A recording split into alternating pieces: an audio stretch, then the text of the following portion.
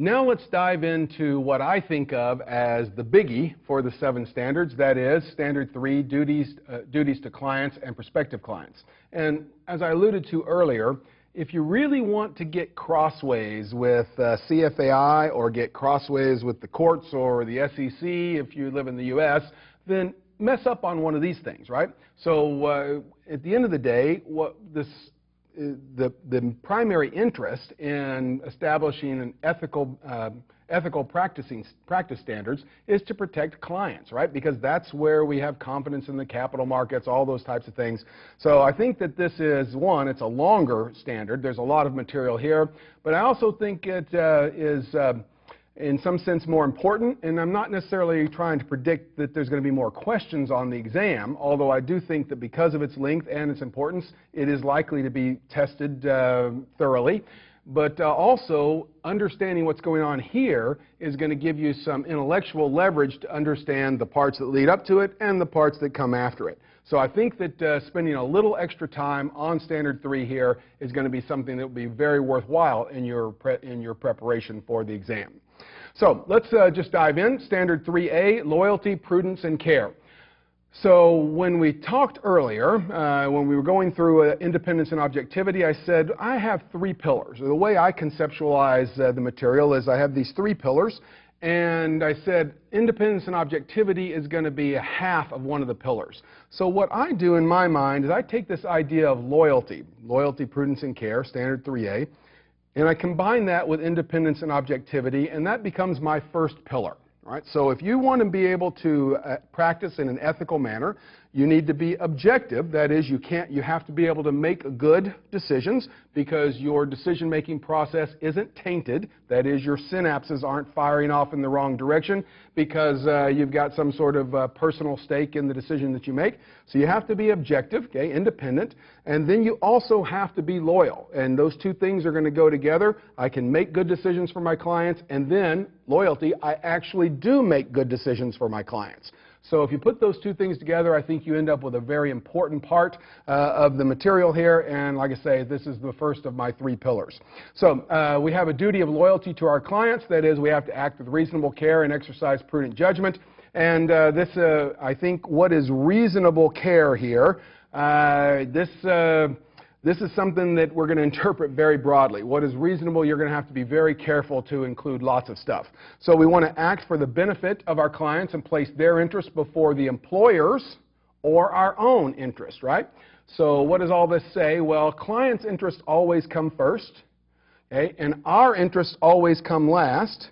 Okay, but here we specifically see that employers are in the middle, right? So the hierarchy here of our sense of loyalty is our clients, our employers, and then ourselves at the bottom. And I don't know why we always end up at the bottom of the pile, but nonetheless, that's the way it goes. So we need to be able to determine and comply with any applicable fiduciary duty. Now, this term fiduciary duty is actually kind of slippery. The point here is that a fiduciary duty implies a duty beyond the level that would normally be implied in a normal business transaction. So if I'm selling you something, right, so I'm going to sell you my truck, right, well, that's a business transaction, and I have a responsibility to disclose if I've, been putting oatmeal in the crankcase in order to keep the oil in there long enough for you to have a test drive. Okay, I have an obligation to be forthcoming about things like that. But a fiduciary responsibility implies a higher level of responsibility. That is, I'm not only supposed to be forthcoming about, obvious flaws, but I would have the best interest of my client in mind, right? So it implies that you have to be responsible for outcomes, and that's a little bit strong. You have to be responsible for the process that leads to the outcomes because you're not just doing a normal business transaction, you are acting for somebody else. Right? That's a fiduciary duty, and you have to identify and then comply with the applicable fiduciary duty. So we have to take investment actions in the client's best interest. That's pretty straightforward. Exercise prudence, care, skill, and diligence that a person familiar with such matters would use. Okay? And this essentially implies that if you don't have the skill in order to make this decision, then you have to go out and you have to obtain the skill. That is, you personally, or you bring in a consultant.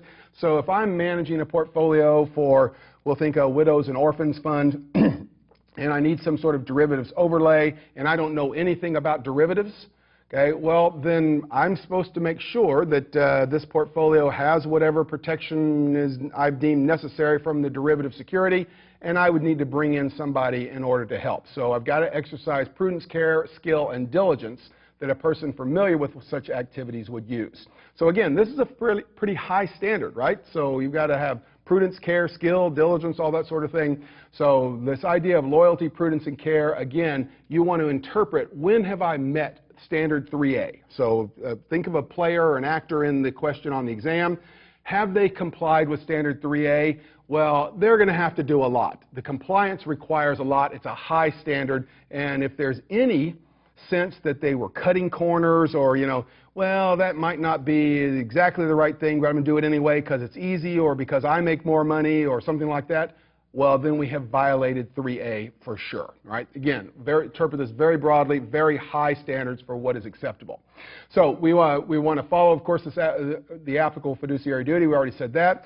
This notion that the client may be the investing public. So if you are, let's say, a mutual fund manager, so you sell these shares in the mutual fund to whoever the investors in the public market are, then your client is the investing public, and that is where your fiduciary duty lies. And we're going to say more about that when we get into investment actions and recommendations in a little while. Okay, if you're managing a pool of client assets according to some governing document, okay, then you have to comply with those terms. So, for instance, if you were asked to manage, this section of a broader pension fund, and what they were looking for was, some sort of emerging market exposure. Well, if that's what you're supposed to be doing, that's what you've told your clients you're going to be doing. You've got an investment policy statement that says, oh, I'm going to be buying securities in emerging markets. But then you just go over and buy, shares in some sort of S&P 500 exposure. Okay, well, you're not managing the pool according to the terms of the governing documents, okay, and you have violated your loyalty, prudence, and care requirement. So if you have some sort of standard that is stated in the governing documents, okay, then you have to adhere to that as part of this standard. Okay, we want to make decisions in the context of a total portfolio. Okay, this is actually a really important part of the material here. And this gets back to the old prudent man versus prudent investor rules. So prudent man, you essentially looked at securities one at a time. So is this security good? Is this security good? Is this security good? Okay, well, that's not what we're saying. Okay, risk and return should be analyzed in a portfolio context. So we want to think of what is appropriate here when we're making decisions for our clients in a portfolio context. And this is basically the idea of Markowitz diversification. You can add this really high-risk security to a little old lady's portfolio, okay, but because the correlations are so low with the rest of the portfolio, you actually end up reducing the risk. Okay, well, we make decisions on a portfolio basis, not on an individual security basis. Okay, this notion of voting proxies, okay, this is important as well. So you can have things that sound reasonable that would be counter to this as scenarios on the exam. So it'll be something like, well, we manage money for, this whatever pension fund equity exposure, but we don't vote proxies because our mission is to choose good securities or to select good securities that maximize risk and return, okay, or maximize the risk-return trade-off. Well, if you're receiving these proxy statements, okay, well, you can't ignore them is what this is saying.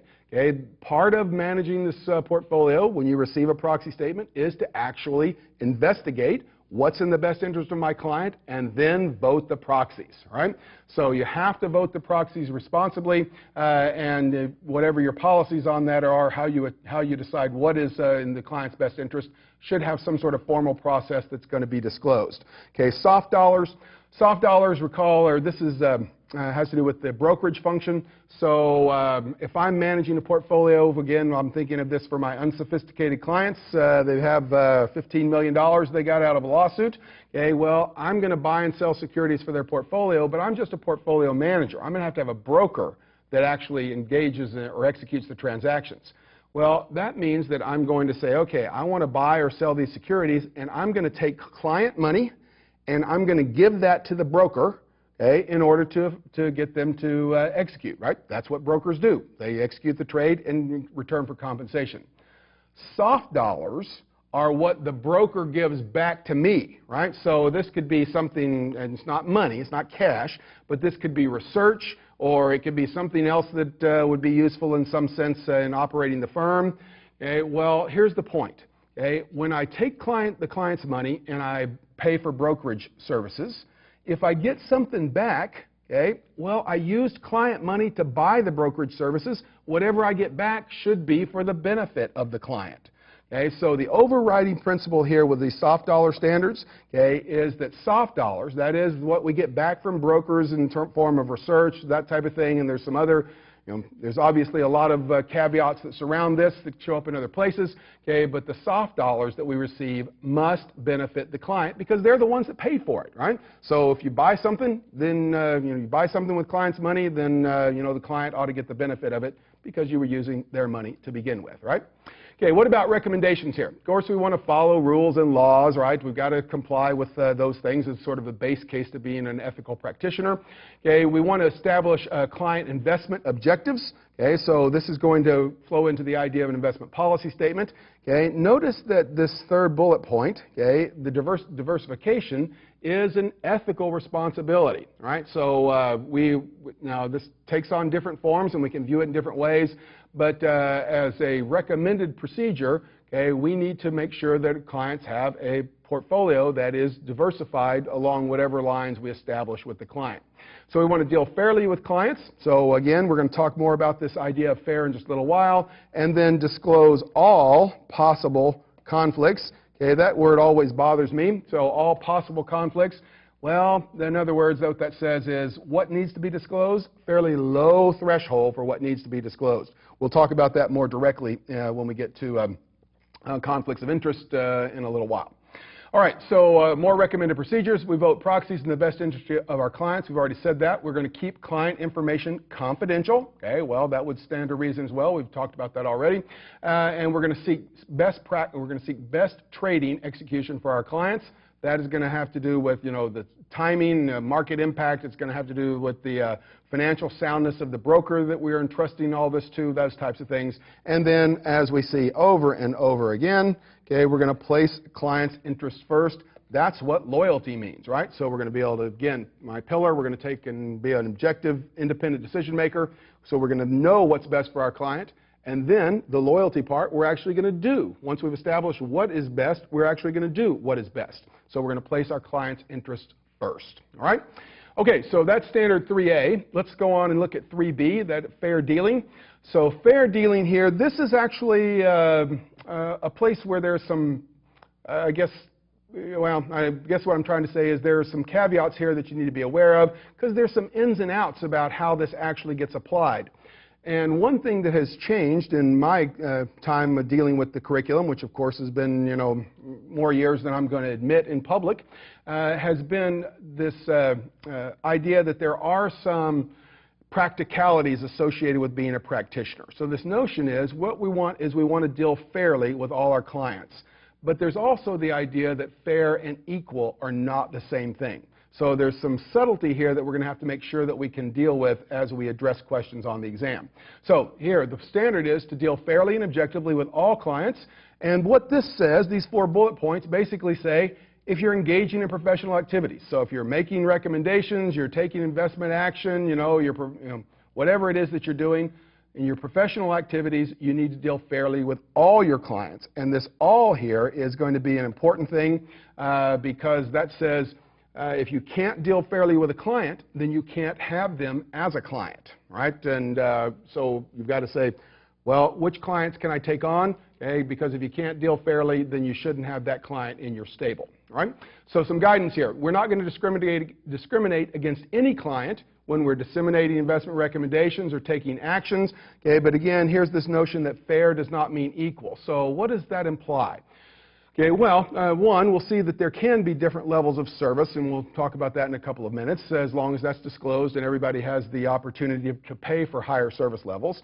Okay, but if we're talking about, let's say, an investment recommendation, so we're going to change our rating on a particular firm from a buy to a sell.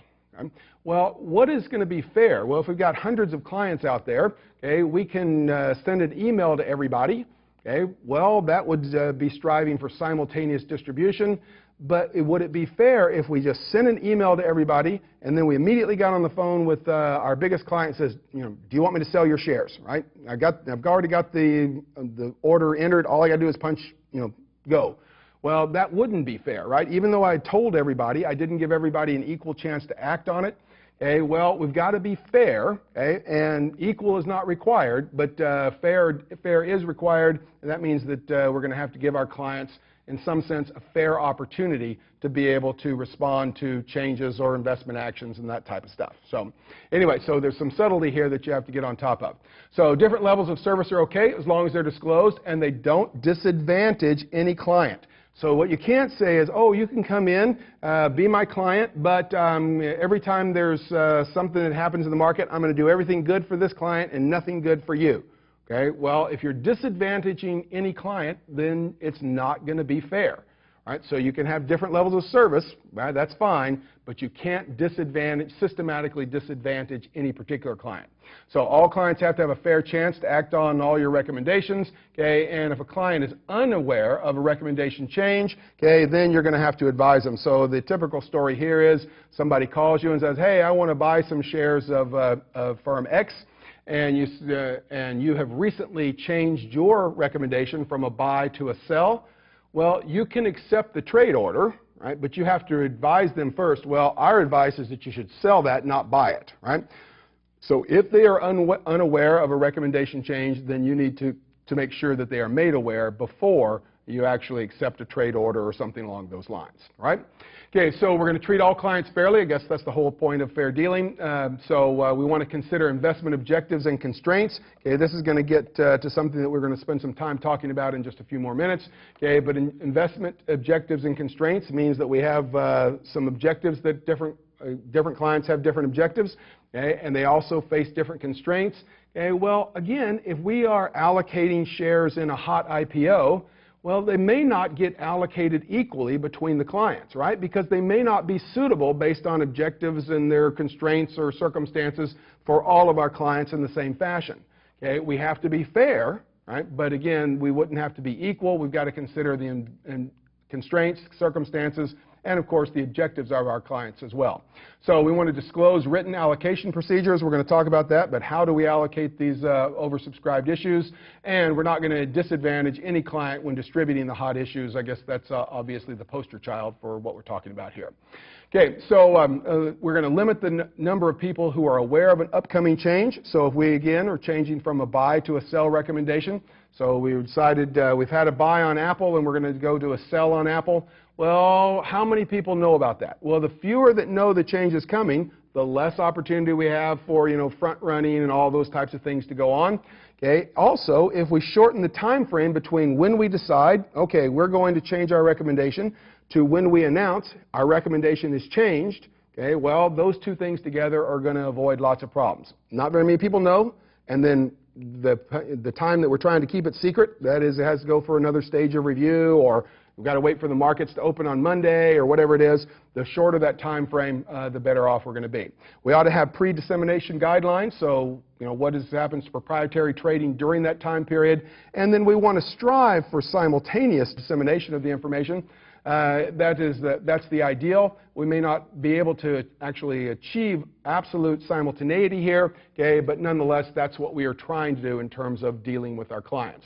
We ought to have a list of clients and their holdings. So if we have, we're changing from a buy to a sell on Apple, well, if you have a lot of clients and a big portion of them happen to hold Apple, wouldn't it be nice to know that they had Apple in their portfolio? Because you may want to be very didactic in giving them a heads up. So we're going to get on the phones, we're going to call them and say, hey, you've got this Apple in your portfolio. Okay, we're changing from a buy to a sell. Are you sure you still want to hold it? That type of thing. You can't do that unless you know one, who your clients are, and two, what they have in their portfolios.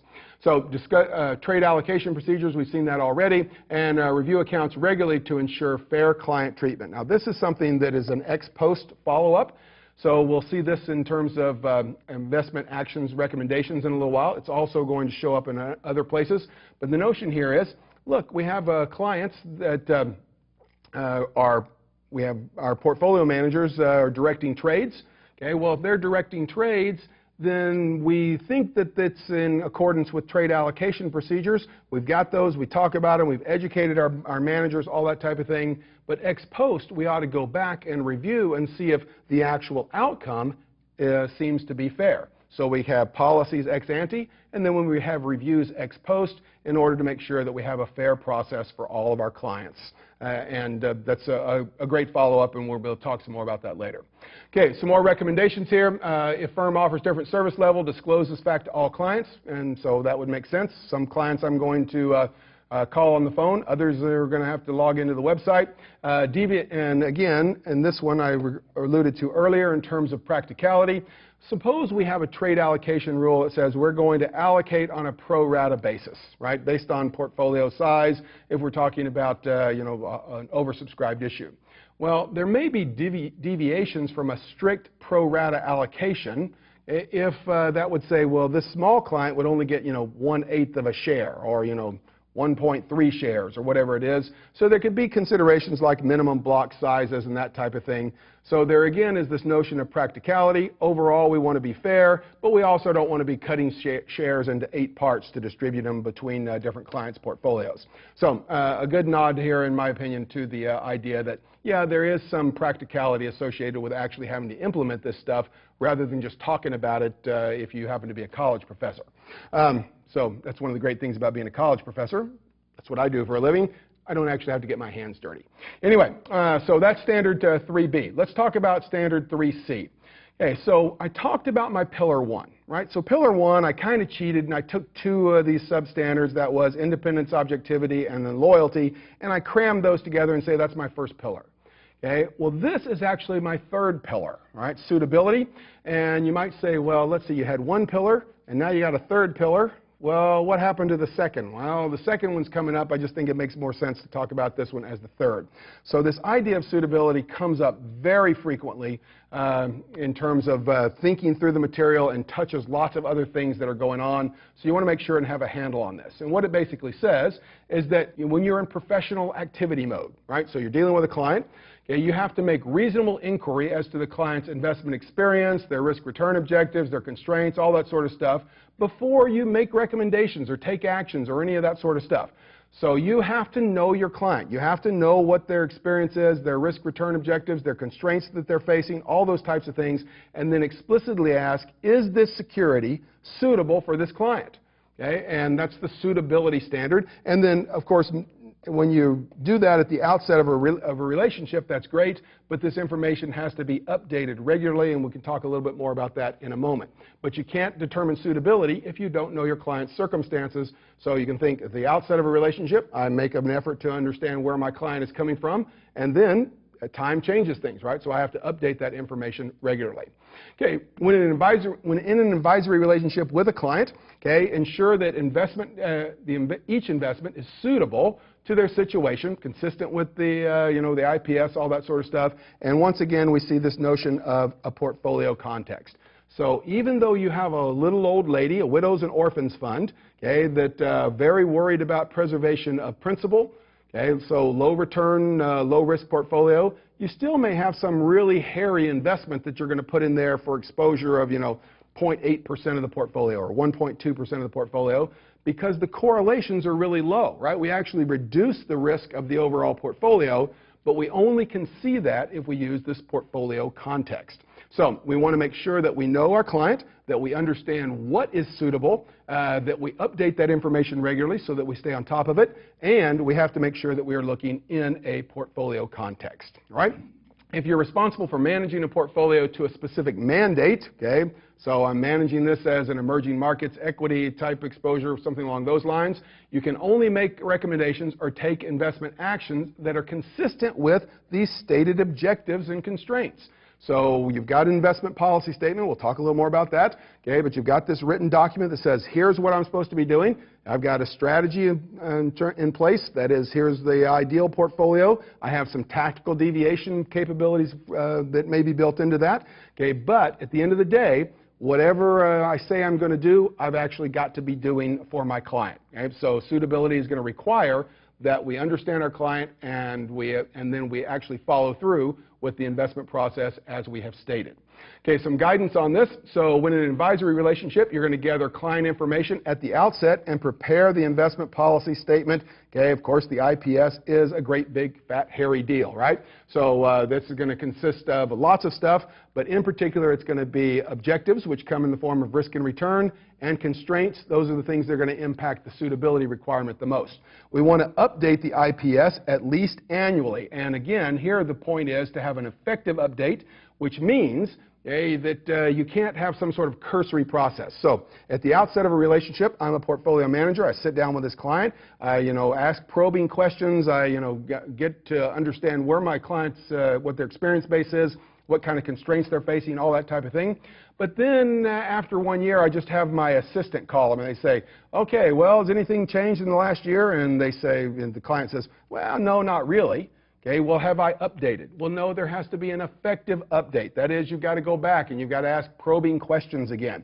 So it can't be, and this is great fodder for the exam, if you sense that the player in the question is just trying to check a box, oh yeah, we contacted him manually to update the IPS. Well, that's not going to do it. Remember, intent here. My intent to actually understand any potential changes in my client's objectives or constraints. Okay, well, I've got to have an effective update, and that's got to be at least annually. All right. So we want to consider whether leverage is going to be suitable or derivatives would fall into the same sort of advice line here. And if you're managing a fund to an index or other mandate, of course, you've got to manage according to that particular mandate. So if you say you're going to manage this as a large cap equity portfolio, then you shouldn't be buying, junk bonds and have that be 30% of your portfolio. Okay? So if a client requests an unsuitable trade, okay, discuss suitability with the client before executing. So the client comes in and specifically says, okay, I want you to do this. Okay? And you say, well, I have an investment policy statement. This is what we thought was what was going to be suitable. This is contrary to that. What do you do? Well, if it's not material to the portfolio, okay, then you can follow the firm's policies for client approval. So that is, the client says, well, I really want you to buy 200 shares of this. It's going to be a total of $15,000, and they've got a $27 million portfolio. Well, the firm probably has a client approval process, and you can follow that. But if it is material, then you've got to discuss whether the investment policy statement should be updated. So they want you to do something. You've got a $27 million portfolio, and they want you to take $15 million of it and do something other than what was previously discussed. Okay, well, that's going to require another in-depth discussion. If the client declines to update the IPS, okay, well then you've got to follow the firm's policies or reconsider, okay, the advisory relationship, which is to say, drop them as a client, right? So that's really hard because, that's why we're in business, is to have clients. So you're going to have, this last one leaves some wiggle room, right? So I'll put a wiggly arrow there. That is, you've got, if you go through the process, you tell them why it's not suitable under the existing information, under the existing IPS. They say, no, I don't want to update the IPS, but I want you to do this anyway. Well, the firm probably has some policies. You can follow those. Okay, you may also need to reconsider the advisory relationship in that case. Okay? Again, a hard decision. What's recommended here when formulating the IPS for a client, you have to know what the objectives are. Remember, objectives come in two forms, right? Or I guess two parts. You got to understand their return objectives, but also their risk objectives. So if you're going to understand objectives, you got to know what's going on with both of these, both risk and return. Risk objectives, return tolerance, in order to be able to have a handle on where the client's at. But then you also are going to have to overlay that, the constraints that the client faces. And here we see them articulated as, what are their liquidity needs? So thinking of an individual, for me, I know I look really, really old, but in fact, I've got, another 15 or 20 years until I retire. So if I'm thinking of retirement savings, my liquidity needs are very low. Okay, what are my expected cash flows? Well, I'm a college professor, so I'm a college professor that works for Kaplan. So anyway, so I have very low expected cash flows. But nonetheless, what are those expected cash flows, how much of that's going to be investable, those types of things. Time horizon is going to be a big factor. So for me, I'm going to retire in 15 or 20 years. I'm going to need money when I do that. But if you're talking about an endowment fund, well, those things are perpetual, right? So those, the time horizon is at least technically infinite, so that's going to have a big impact on our suitability judgment. Regulatory legal constraints. So again, if I'm an individual, I can do just lots of stuff. If I am in a life insurance company, then I've got, regulatory and legal constraints out the wazoo. So that's going to have to be considered as part of suitability also. And then finally down here, this idea of unique circumstances. And this is a kind of a catch-all thing that is, that's anything else that should be considered that wasn't in one of these first 4 bullet points. So unique circumstances for an individual. Maybe I have a special needs child that's going to need financial support after my natural lifespan. Well, that would be some sort of unique circumstances that would have to be included as we thought about suitability for my portfolio. All right. So anyway, so suitability stuff, again, you got to understand objectives and you have to understand constraints, because those are going to be the primary inputs as to what is suitable, right? So again, suitability, that is my pillar 3. So pillar 1 was independence, objectivity, plus loyalty. Okay, pillar 3 is suitability. Obviously, there's going to be one that fits in the middle there. Okay, standard 3D, performance presentation. This is one that you've got a subtlety right off the bat that we're going to have to be careful with. So let's talk about what it is and then talk about the subtlety. So when communicating investment performance information, make reasonable effort to ensure that it is fair, accurate, and complete. So notice that we have 3 descriptors there, right? This information that we are giving to a client, and again, it has to do with our presentation. So think of this as making a presentation about our historical record. Okay? Well, the information we give to clients has to be fair, okay? It has to be accurate, and it has to be complete. So all 3 of those things have to be included. Okay? And again, in a nod to, well, we actually have to make a living, it is possible to make a brief or cursory presentation, but we have to specifically note that this presentation is limited in nature, and then also tell the client how they can get more complete information if they want it after the brief presentation. So this is a kind of a nod to the practicality of the industry, and I think it's a good one. Okay, but what about this fair, accurate, and complete thing? Well, remember that we have this other topic, right? So this is GIPS, right? So Global Investment Performance Standards. I've always thought there should be one more P in there. It should be GIPPS, because it should be Global Investment Performance Presentation Standards, right? So GIPS is a required element in a required study element in the CFA program. So you get to talk about that a couple of different places, and it basically describes how we present our historical record to clients, and it is also optional, right? You do not have to use GIPS. So when you signed up to be a CFA candidate, or if you're a member of CFAI, you don't have to use the Global Investment Performance Standards, but you still have to provide information that is fair, accurate, and complete. So the thing to remember here, the subtlety that I mentioned as we started this was, okay, GIPS is a tool, okay, that you can use to help you make sure that the information you provide is fair, accurate, and complete. But if you opt to not use GIPS, so you decide, my firm is not going to be GIPS compliant, okay, well, you still have an ethical responsibility to make sure that what you do present is fair, accurate, and complete. So the ethics is fair, accurate, and complete. GIPS is a tool that might help you as a practitioner to be able to meet this particular ethics standard, right? So performance presentation, let's look at some guidance real quick. In terms of what it is we have to present, of course, we can't misstate performance or mislead our clients. Well, that's going to be a violation here, but if we're misleading them, it's also going to be a misrepresentation. It's dishonest, so it's going to be a misconduct. Okay, so we have to make sure that we are going to state what we state is going to be accurate about our investment performance. Okay, we can't misrepresent past performance. Okay, and we have to provide fair and complete performance information. Now, this is going to get to this idea of what it is we present, okay? And we're going to talk about sort of cohorts of portfolios that we're going to put together, right, and be able to present to our clients. But we want to make sure that when we present this information, it is going to be, it's accurate. So that is that, we've actually calculated returns correctly, all that type of stuff. Okay, but it's got to be fair and complete, so we can't be omitting some portfolios and including others or mixing them up in funny ways and that type of thing. Okay, we can't, of course, state or imply that we're going to achieve returns that are going to be the same as what we've seen in the past, so past returns cannot be presented as a guarantee of what's going to happen in the future. So let's see, more recommended procedures. So we're going to consider audience sophistication. Again, this is one of those nods to practicality. So there's a big difference between presenting your performance record to Fred and Ethel, and who are, trying to save $600 a month for retirement, and then presenting to the investment committee of a $3.4 billion pension fund or whatever it happens to be. Right? So you have to consider what the audience sophistication is. That's going to have some bearing on what it is that actually gets presented. Now, what there's going to be the rule here, and it's going to be particularly important within the GIP structure, is that we use weighted composites of similar portfolios. So what that says is, look, if I want to go to a client and I want to sell to them my services to manage a we'll call it a junk bond portfolio, right? So I'm going to manage this junk bond portfolio for a client. Well, if I go to him and say, look, I have this other client over here, his name is Wade, and his portfolio has had an average return of 22% as a compound geometric average over the last 7 years.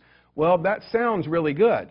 Well, the trouble with that is it's not a composite. So if you took all of the portfolios that you managed to this standard, that is, these are junk bond portfolios, and you took Wade and you took the other 37 clients, you put them all together, then you have a weighted composite. So you can't use a representative portfolio and say, oh, well, here's this portfolio we had for Wade, he's going to do something similar to you, aren't we great? You have to use a composite, which is going to include all the portfolios that are measured or that are managed to a similar standard. Okay? Importantly here, okay, we're going to include terminated accounts as part of our historical record. So we're presenting 10 years of past data. Say, okay, last year all the way back to 10 years. Okay, well, if you had somebody who was in your stable 10 years ago and they were with you for a number of years, so they were with you for 4 of the last 10, and then they left, they took their money elsewhere, you still have to include them in the historical record of the composite. And when you think about it, no one's ever called their money manager and said, Bill, you're just making me too much money, so I'm going to take my money somewhere else. Right? If we omit terminated accounts, those are very likely to be accounts that have underperformed, right?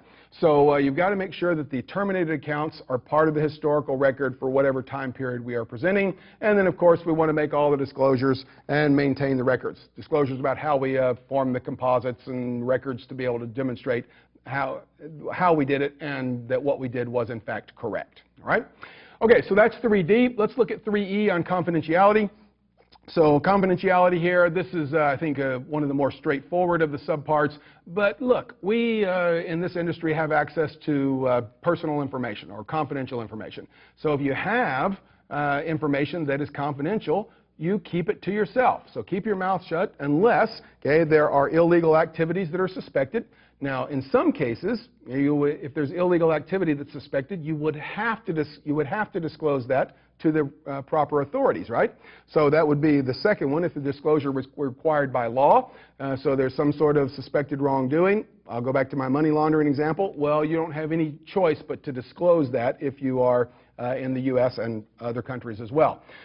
So there are times when disclosure is going to be required. And for tax purposes, there could also be disclosures, even if there's no wrongdoing, that type of thing. So you can't. What they're saying here is, if it's required by law, then obviously we have to obey the law. You have to disclose, even though it's confidential. You have to disclose to the government if the disclosure is required. Okay? If there are illegal activities and it's not required, okay, well, if you choose to disclose that to the government, then it is not a violation of our ethical standards.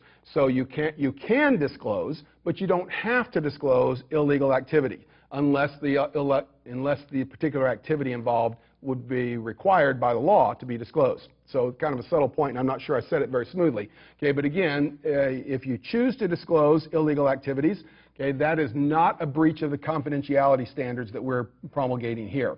Okay? And of course, to be ethical, we have to comply with the law. So if disclosure is required by law, then of course we have to disclose. Or the third situation is pretty, I guess, perfunctory, but if the client tells us to disclose the information to someone, well then of course we are free to do that, or I guess actually we have to do it, right? So if your client says to you, well, I'm going to set up a living trust for the benefit of my alma mater, or whatever it happens to be, could you please give my portfolio information to the whoever's in charge of alumni giving at my university, that type of thing. Well, if you have a client directive to do that, then obviously it's not a breach of the confidentiality standards. So some guidance here. In some cases, it may be required by law to report these activities. We talked about that, kind of talked it to death. Okay, the standard extends to former clients. Okay, so you had a bunch of information on someone, they took their business elsewhere. Well, just because they're no longer a client doesn't mean you can take out an ad in the newspaper and air all their financial laundry right there. So an exception, you may provide confidential information to the CFA Institute for an investigation under the Professional Conduct Program. Now, what is this saying? Okay, you have to kind of read between the lines here, but we have confidentiality standards, right? And it says, look, you can disclose to the government, who the client tells you to. Okay, what about CFAI? Okay, what if CFAI needs the information in order to assess whether there's been a breach of ethical requirements for some other practitioner?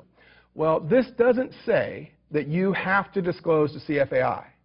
Okay, but what it does say is if you choose to disclose to CFAI, it's not a breach of the ethical requirements. So it's going to be up to you. Okay, you can decide whether or not you're going to disclose this confidential information to CFAI. If you choose to do so, you're not violating the ethics material here. Okay, and in my mind's eye, what I see is somebody saying, there was a professional conduct review, and they wanted to go to somebody and say, well, we need to know what happened with this portfolio. And they say, look, I can't tell you what happened with it. I'd like to, but I can't tell you because that would be a violation, and then you'd have one of these professional conduct reviews for me because I would have violated the confidentiality requirements. So this gets you out of that if you choose to comply with CFAI. Okay, some recommended procedures here. So recommended procedures, we want to avoid discussing any information that would be confidential in nature we receive from a client except with colleagues working on the same project. So again, I gave the story of an equity portfolio. You need a derivatives overlay. Well, sure, if you're going to bring in a derivatives expert to help you do that, well, you're going to share information with them. Of course, they are bound by the extension of the confidentiality. But otherwise, keep your mouth shut, right? So we're going to respect the confidentiality of our clients. Okay, and then your firm should have some sort of electronic data storage procedures. You're going to have to follow those, and that's an ethical requirement. Okay, well, if they don't have one, then you should recommend adoption. They ought to have some sort of standards or some sort of procedure for storing this electronic data and protecting it going forward. All right? So that is standard 3E on confidentiality, and I think this one has more of a common sense overtone than most of the substandards that we've looked at. Okay, so let's move on now to standard 4, duty to employers. So when I look at the material, I've already told you about standard 3, that I think this idea of how we treat and communicate with clients is 1, longer, and 2, maybe more important, and therefore something you ought to pay attention to, or particular attention to as you prepare for the exam. Okay, if I were to pick 2 other standards, this would be one of them. So I think the duties to employers, and then the next one on recommendations and actions would be something that I would also pay a little extra attention to going through. So 3, and then 4 and 5, I think are great fodder for exam questions, is guess what I'm trying to say. Now, I'd like to give you an intellectual or mental exercise to interpret duty to employers. So I don't have any knowledge as to how the ethics material here was actually gathered and then promulgated, other than it shows up in a book and we are supposed to learn it as candidates and members. Okay, but in my mind's eye, here's what I would see. So it's a committee of people. So they got a bunch of people around a table, and they've got some analysts, and they've got some regulators, and they've got a few lawyers in here, and they've got some employers, right, because this is duty to employers. And all these people are going to sit around the table, and they're going to promulgate these standards. When it comes to duty to employers, so you're looking at a scenario on the test, and it's the question is going to be something about, did this person live up to their debt of loyalty to their employer? Well, I think of it this way. I think around that table there was one too many employers. In other words, when I read this, I feel like this is there's a slant towards the employer. Okay, the employer's interests become very important, and I'll show you I'll discuss what I mean by that as we go through. But what that means for exam taking or test taking, from my point of view, is if you're asking yourself, well, was this a violation or not with respect to loyalty to employers? I'm probably going to go with it was a violation, right? So I just think this, the document, at least for my tastes, ends up as a little bit employer-oriented. You decide for yourself as we go through, but that may be something you want to consider as a way to analyze questions on the exam. All right, so standard 4A, loyalty. So on matters related to employment, we have to act for the benefit of our employer. Right? Well, that makes sense. And we can't deprive the employer of the advantage of our skills and abilities. So you can think of it this way. We're going to talk about leaving the employer in just a moment. Okay? But if you're planning to leave the employer, one thing you could do while you were there was you could sabotage them. Right? Well, then you're not acting for the benefit of the employer. Clearly, that's going to be disloyal. Okay, but on the other hand, if you're going to hang out your own shingle and you're going to do it 4 months from now, so you spend the last 4 months that you work for the employer basically sitting in your office, updating your Facebook status and messing up Wikipedia entries, okay, well then you are depriving your employer, of the advantage of your skills and abilities. So you have to be proactive in giving your employer, as long as they're paying you, the benefit of your skills and abilities, and of course we're going to be acting for their benefit in just the normal state of the world. Okay, we can't divulge confidential information or otherwise cause harm to our employers, right? So we don't want to, the employer's got proprietary processes, those types of things. We don't want to divulge that. We don't want to do anything that's going to harm our employer.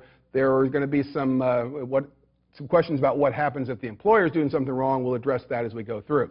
So anyway, loyalty here to our employer. Hey, of course, we're going to place clients' interests first.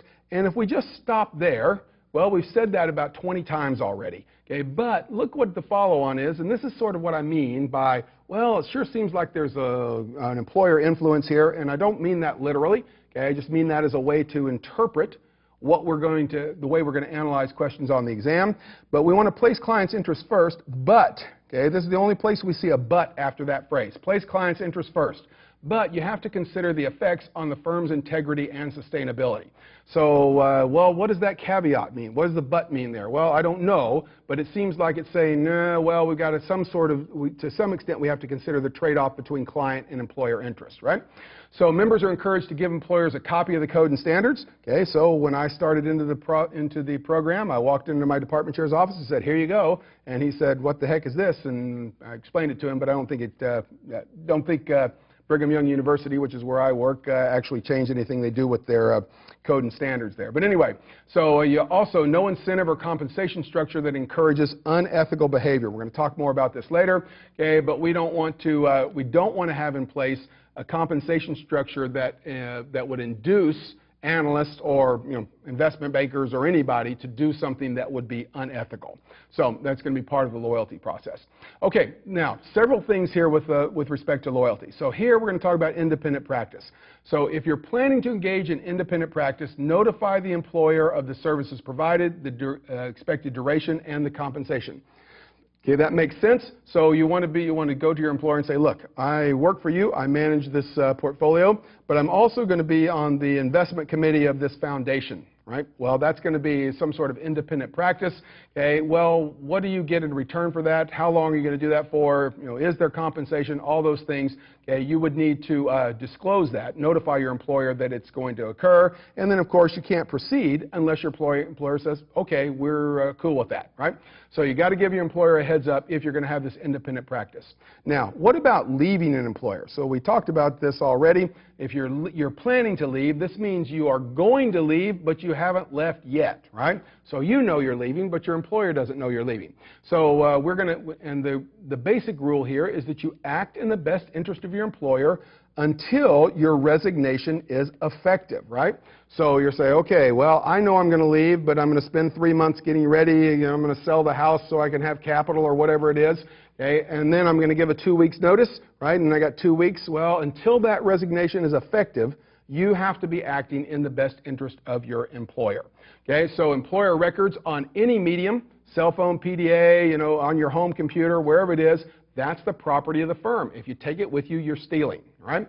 Now, a simple knowledge of the names of the clients that you worked with, that's okay. So that's in your head. You take it with you. So after you separate from the service of the employer, you can go back and you can say, well, here's what we did in the old firm. My new firm, we can do this even better, and you can woo those clients, all that sort of stuff. So you can know their name, but you can't be taking client lists and all those types of things as you exit the employ of a particular firm.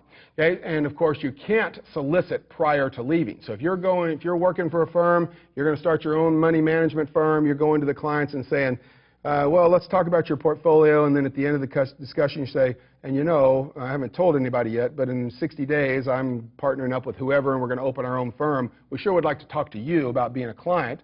Well, that would be something that's operating to the detriment of your employer. Okay, you have to operate in the best interest of your employer until your resignation is effective, right? So simple knowledge is fine, but you can't do anything until you leave. And of course, there's no prohibition on the use of the knowledge that you gained while you worked for an employer. So if your employer is paying for you to be a recipient of this particular video and this is making you a better analyst, okay, well, once you leave, that's human capital that you've developed, and you're free to exploit that in the most advantageous way after your resignation is effective. Right? What about whistleblowing? So whistleblowing is permitted only if it protects the client or the integrity of the capital markets. Okay, and it's not permitted for personal gain. Well, I think this makes sense. Okay, this is one of the points that I mean about, well, okay, is this a little employer-oriented? So the employer's doing something wrong. You know about it. Okay, well, can you tell the regulatory authorities, well, I probably could tell a story where there's something the firm that's doing that is not completely kosher, okay, but I can't really directly link that to clients or the capital markets. Okay, well, unless there's a fairly direct link or identifiable relationship between those, the wrongdoing and clients or wrongdoing in the capital markets, then I'm not permitted to tell the regulatory authorities about it. So again, this seems to be a little bit employer-oriented to me, but nonetheless, I'm not, again, just to clarify, I'm not saying that's happened. I'm not saying the document is that way. I'm just using it as a tool in my mind to analyze what's going on when I analyze a question on the exam. Let's think about recommended practices. So encourage the firm to adopt policies regarding what? Well, outside practice, those types of things, leaving the employer. So what happens when you turn in your resignation, that type of thing? How do you report incidents? And then employee classification, full-time versus part-time versus contractor. So if you've got policies in mind, well, that's great, but policies that are intended for full-time employees may be different than those for part-time, certainly different for contractors, right? So you've got to have a set of policies that are going to cover these different scenarios. Okay, so let's then move on and talk about Part 4B here, additional compensation. So additional compensation, again, this is we're working for somebody and we're moonlighting, right? So we're going to have a separate set of compensation scheme that doesn't come from our employer.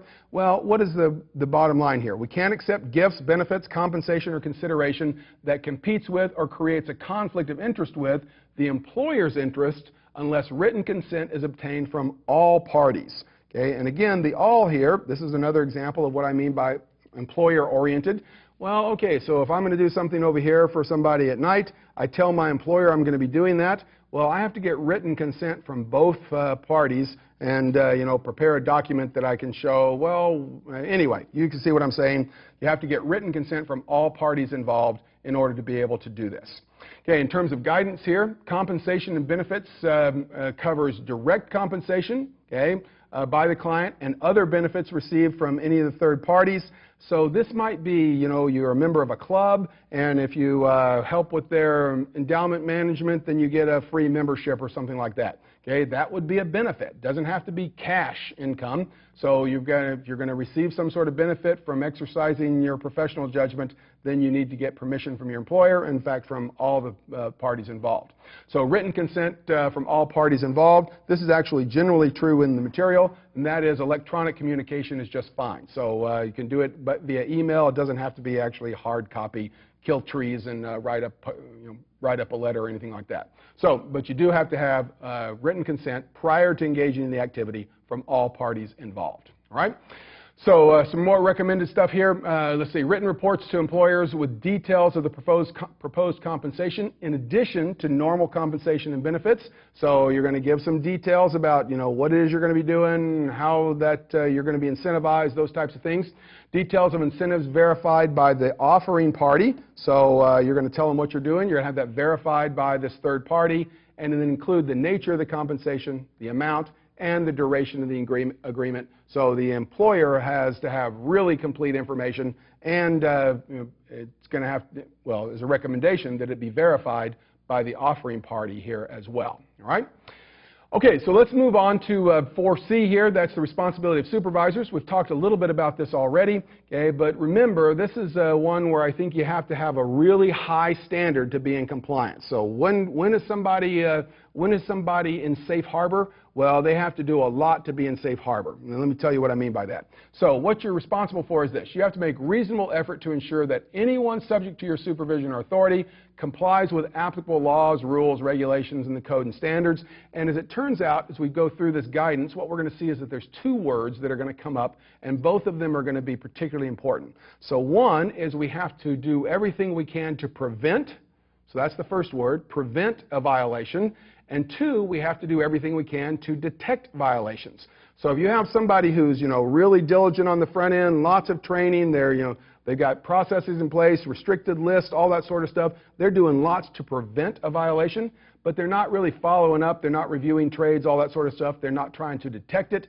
They're not going to be, they will be in violation of responsibility of the supervisors. So the point here is anything that happens anywhere that's going to violate something in the ethics material, okay, or in the ethics requirements, well, it's probably going to involve a violation on the part of their supervisor as well, unless they were really diligent in both preventing and detecting potential violations, right? So you got both of those things you got to make sure you're on top of. So supervisors have to take steps to prevent employees from violating the rules, regulations, all that sort of stuff, and they also have to take what they're going to call reasonable efforts here to detect. My point is that with what we're going to call reasonable implies a very high standard for what supervisors, in fact, have to do. All right? So recommended procedures here. Adequate compliance procedures should, one, of course, be clear and understandable. You have to have a compliance officer, so each firm should have a designated compliance officer. Some checks and balances. People ought to know what is permitted conduct, and then have procedures for reporting violations. We want, of course, if you see something that is a violation, we want to have that reported within the firm. And then what about the supervisor or the compliance officer? Okay, they should distribute the procedures, and then those need to be updated periodically as the world changes. Things like this: continually educate staff. Okay, well, what does it mean to continually educate staff? We could take that and take it to some absurd limit where that's all they do is they go around and talk about potential ethics violations. Okay, but what it certainly implies is there has to be an effective or a good faith effort to educate employees. So if you have somebody who, they're bringing in a new employee, someone's a new analyst, and the boss slides the ethics manual across the table and says, I want you to read that and then come back to me if you have any questions. Well, that is not effective, right? They're not educating staff. Okay, if they say, well, read this and then we're going to sit down and talk about it, or I want you to review it with the compliance officer or whatever it happens to be, there has to be something more than just providing material, right?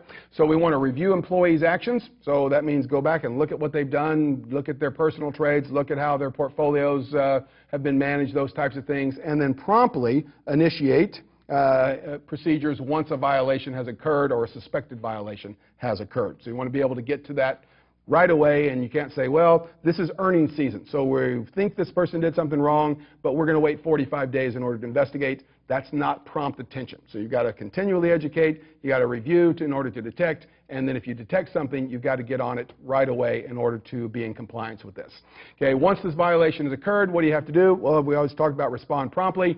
You have to have a thorough investigation, and again, importantly, well, investigations take time. Right? So that means you've got to go out and gather data, you've got to analyze, you have to have someone crunch numbers, you've got to talk to clients potentially, all those types of things. Well, while you're doing that, you have to place some limitations on the potential wrongdoer, alleged wrongdoer, so that they're not continuing to perpetrate the same problem, okay, or that they're not covering their tracks. So maybe that's limiting computer file access, or access to the building, or whatever it happens to be.